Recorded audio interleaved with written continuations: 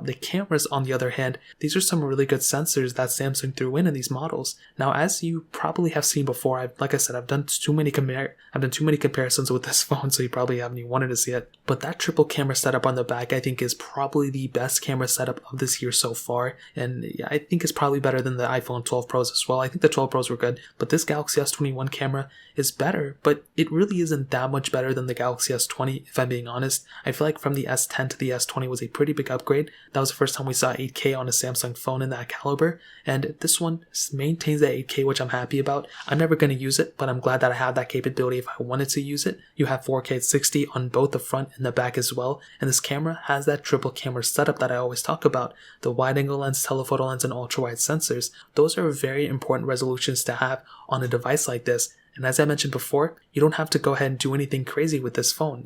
Whether you want to do basic shots, it's going to look good. If you want to do higher intensive shots, if you're in low light, you're going to be getting a really good type of camera from this thing too. And I actually do think that ultra-wide sensor from this device is a lot better than some ultra-wide sensors that I've seen on other devices like my iPhone 12 Pro, for example. So I think the Galaxy S21 kills it in that area. I think the camera is great, and I think this is probably the best thing about the Samsung Galaxy S20. The camera, it being the caliber that it is, it's great. It really does the job, and this is the one area that if I had to brag about the Galaxy S21 in one area, it would have to be the camera. I think this is probably going to go down as the best camera right now.